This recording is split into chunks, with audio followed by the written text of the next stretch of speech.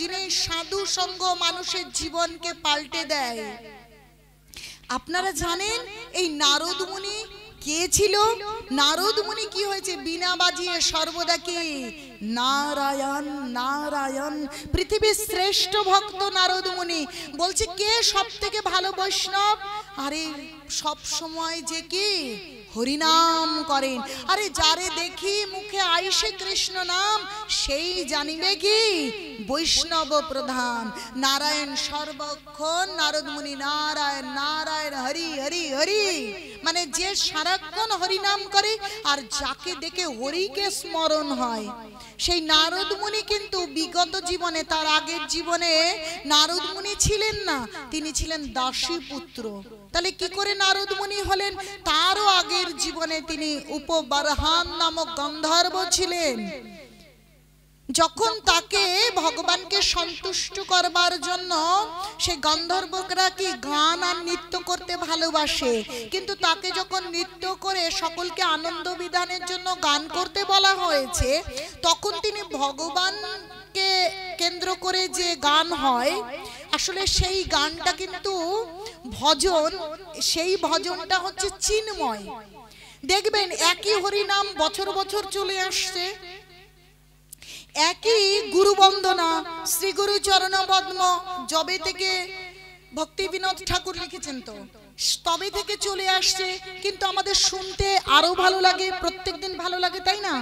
এইবার করুণা কর বৈষ্ণব গোসাই, পতিত পাবন তোমা বিনে কেহ নাই,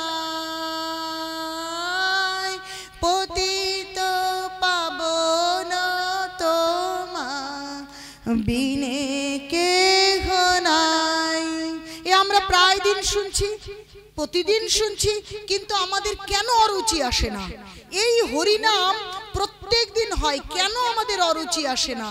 কারণ ও কোনো মানুষের লেখা বিষয় নয়, ওটা জড়জাগতিক নয়, ও নাম চিন্ময়, ভগবানের উদ্দেশ্যে গাওয়া গান, তা চিন্ময়।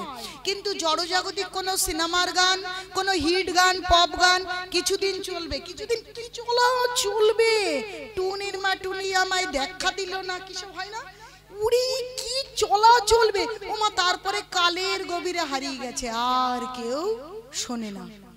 কিন্তু হরিনাম যবেই থেকে গৌরাঙ্গ মহাপ্রভু হরিনাম নিয়ে এসেছেন, বলছে গোলকেরও প্রেমধান হরিনাম সংকীর্তন রাধারানীর কাছে ছিল, তা গৌরাঙ্গ মহাপ্রভু করুণা করে নিয়ে আসলেন। কিন্তু ওই হরিনাম তো চলছে, কই অরুচি আছে? যখনই হরিনাম মন এক করে হয়, তখন জানেন মনে মনে কি বলতে ইচ্ছে করে, যে যখন বিভোর হয়ে হরিনাম হয়, তখন মনের যে অবস্থা, তখন যে আনন্দ, যদি চোখ দিয়ে জল পড়ে সেও যে কত উত্তম আনন্দ, সে যে না করে সে বুঝতে পারবে না।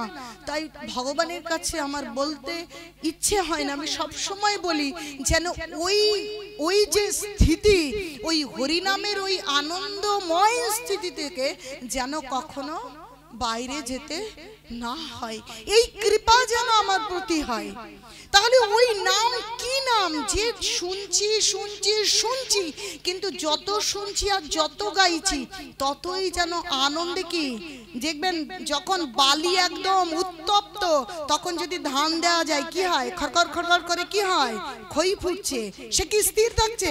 তাহলে আনন্দে ওরকম একটা উদ্বেল ঢেউ ওঠে। তাহলে হরিনামটা এরকম। তাহলে ওই যে হরিনাম, ভগবানের প্রতি ভজন, ও কোনো সাধারণ বস্তু নয়, চিন্ময় বস্তু। তো ওই উপবরহান কি করেছে, ওখানে এত সুন্দর অপ্সরা অপ্সরীগণ রয়েছে, তাদের দিকে মোহিত হয়ে ভগবানের উদ্দেশ্যে ভজন না গেয়ে তাদের উদ্দেশ্য করে কি গান গেয়েছেন। কিন্তু আমাদের জীবন অভিশপ্ত হবে যদি আমরা ভগবানের নাম না করে এই মানব জীবনে কি ওই সব টুনির মা আরো কত কি আছে না ওই সব গান করি। কারণ উপবর্হান শ্রেষ্ঠ গন্ধর্ব তিনি ভগবানের জন্য না গিয়ে সেই সুন্দরীর দিক থেকে তাকিয়ে অপ্সরার দিক তাকিয়ে ভগবান কেন্দ্রিক না ভজন গেয়ে অন্য ভজন গেয়েছেন, অভিশপ্ত হয়ে গেলেন। আর আমরা ভাবছি আমাদের দুটো টাকা আছে, আমরা পতিতা নিয়ে বারাঙ্গনা নিয়ে যেখানে যা মন চাইছে আমরা তাই করব। আমাদের কোনো পাপ পুণ্য পরজন্ম এজন্য কোনো বিচার নেই, যা মনে আসছে তাই করছি, কিন্তু আমাদের কোনো ভয় নেই। ভালো করে ভেবে দেখুন, সে গন্ধর্ব হয়ে দেব লোকে যখন ভগবান কেন্দ্রিক ভজন গাইনি তাকে অভিশপ্ত হতে হয়েছে। আর আমরা কোথাকার কে? সারা দিনে ভগবানের জন্য ভজন গাইছি না, ভগবানের নাম করছি না, এই জন্য তো মুখে আগুন দিয়ে দিচ্ছে। যখন সপ্তম মাস গর্ভে তখন ভগবানের সঙ্গে দেখা হচ্ছে, আমরা বলছি ভগবান এই অন্ধকার মলমূত্র পুজওয়ালা জায়গা থেকে মুক্ত করো, মুক্ত করো। ভগবান বলছে এ থেকে মুক্ত হয়ে কি করবে? আমি তোমার নাম করব, তোমার দিব্য নাম কীর্তন করব। কিন্তু যখন বাইরে আসছি মা বাবা ঠাম্মা ঠাকুরদা, ও মা বাবা নয়, হ্যাঁ ড্যাডি ড্যাডি ড্যাডি, আরে বলো মা নয় মাম্মি মাম্মি, মাম মাম মাম, কি সব শুনলে রাগ হয় যে কোথায় শাস্ত্র। আমরা কি ভারতীয়, আমরা ভগবানের ভক্ত, কিন্তু আমরা কি রকম যে মানুষ ছেলে মেয়েদের নাম নারায়ণ লক্ষ্মী, কোথায় রামচন্দ্র, কোথায় বাসুদেব এসব রাখবে তা না, কি সব রকি সকি কি কুত্তা বিড়ালের নাম রাখছে। কোনো শাস্ত্র নেই, কোনো আধ্যাত্ম দর্শন নেই। কোথায় চলেছি আমরা? কোন অধঃপতনে নগরের সেই নরকের দিকে চলেছি। আমাদের কোনো হিসাব নেই যে এই মানব জীবন জলাঞ্জলি হয়ে যাচ্ছে।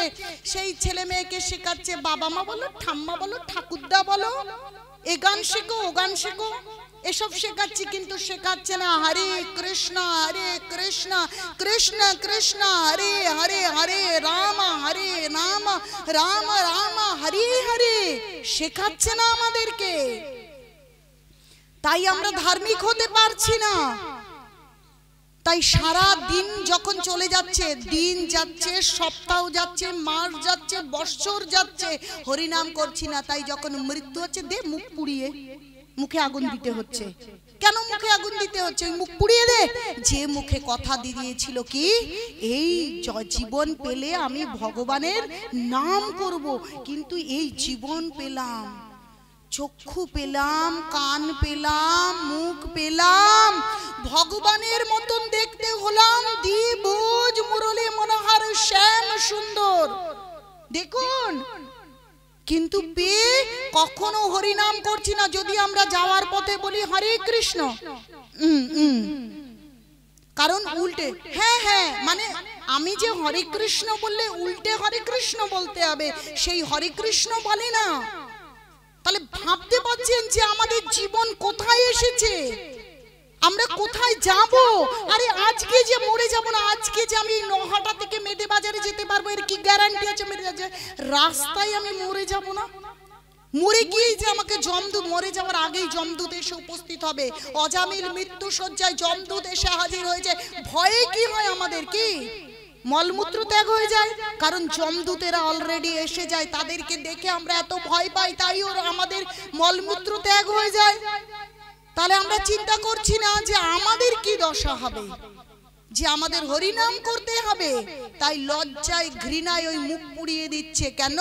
যে এসেছিলাম হরিনাম করতে, কিন্তু হরিনাম না করেই কি এই জীবন থেকে বিদায় নিয়ে চলে গেলাম। কই কুকুর বিড়াল মরলে তো তাদের কেউ মুখ পুড়িয়ে দেয় না, এত তো আমরা বুদ্ধিজীবী মানুষ। পুরাই কি মুখে তো আগুন দেই না, কারণ তারা তো আর কথা দেয়নি, তারা তো আর হরে কৃষ্ণ করতে পারে না, তারা তো গীতা পড়তে পারে না, তারা ভাগবত পড়তে পারে না, তারা সাধু সঙ্গ করতে পারে না।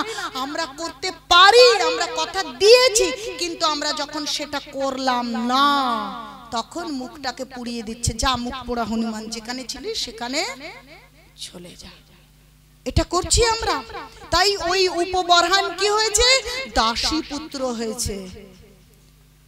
তার পিতার মৃত্যুর পর তার মা কি করছে, বেদবিদ ব্রাহ্মণের কাছে গিয়ে দাসীর কাজ করছে।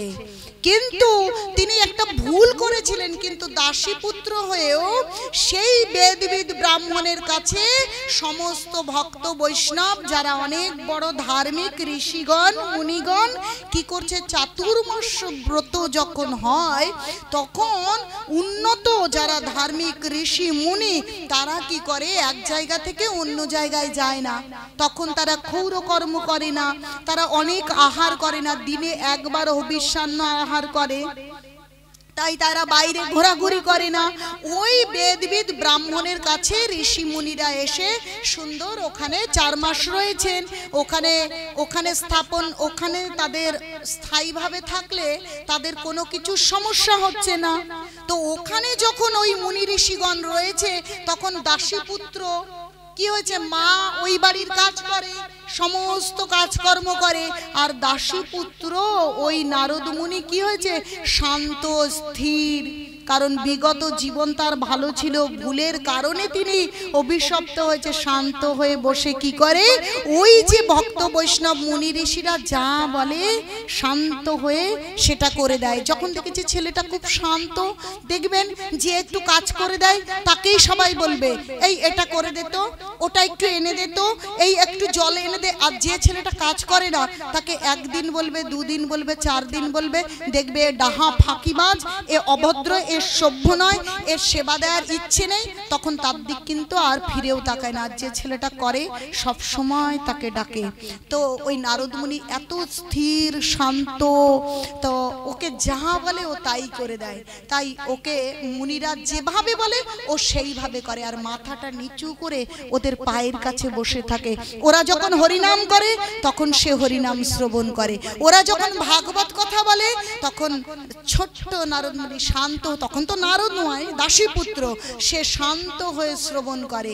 এইভাবে শ্রবণ করতে করতে তার কি বলছে, সাধু সঙ্গ সর্বশাস্ত্রে কয়, লভমাত্র সাধু সঙ্গ সর্বসিদ্ধি হয়। তো ওই যে সাধু সঙ্গ পেয়েছে ওর উপর কৃপা হয়েছে। বলছে ব্রহ্মাণ্ড ভূমিতে কোন ভাগ্যবান জীব গুরু কৃষ্ণ প্রসাদে পায় ভক্তি লতা বীজ। এই ভক্তি পাওয়া কিন্তু এত সাধারণ কথা নয়, গুরু কৃষ্ণের কৃপায় পাওয়া যায়। একজন বৈষ্ণবের দর্শন মেলা আর তার কথাতে অনুপ্রাণিত হয়ে ভক্ত হয়ে যাওয়া, এটা কিন্তু সাধারণ বিষয় নয়। ভাগ্যবান কেউ হলেই এরকম হতে পারে। তো দাসীপুত্র এইভাবে ভগবানের কথা, ভগবানের নাম শ্রবণ করতে করতে তিনি ভগবানের কৃপা পেয়ে গেলেন। ও কি হলো, দাসীপুত্রের উপর ভগবানের কৃপা হলো। কিছুদিন পূর্বেই তাকে সে কি করলেন, তিনি ভজনা করতে শুরু করলেন। তার মাতৃবিয়োগ হলো এবং তিনি ভজনা করছেন। তিনি একাগ্র চিত্তে ভগবানের ধ্যানে মগ্ন হলেন এবং যথোপর সময়ে তিনি সেই দাসী পুত্রের শরীর পরিত্যাগ করলেন এবং ভগবানের কৃপায় কি ব্রহ্মার মানস পুত্র কি নারদ মুনি হলেন আর ভগবানের শ্রেষ্ঠ ভক্ত হলেন। তাই আমরা কে দরিদ্র, কে মুচি, কে মেথর, কেউ কখনো এই চিন্তা করব না। আমরা কি করব, ভগবানের নাম করতে শুরু করব। আপনারা তুলসী মালা পড়ুন, আপনারা জপমালা সংগ্রহ করুন, আপনারা গীতা সংগ্রহ করুন, আর আপনাদের মানব জীবন সার্থক করুন। আপনাদের যা কিছু প্রশ্ন আছে, আধ্যাত্মিক জিজ্ঞাসা, এই অধম পদ্মাবতী তুলসী দেবী দাসী এবং তার যত সঙ্গী সাথী আছে সকলে আপনাদের সাথে আছে।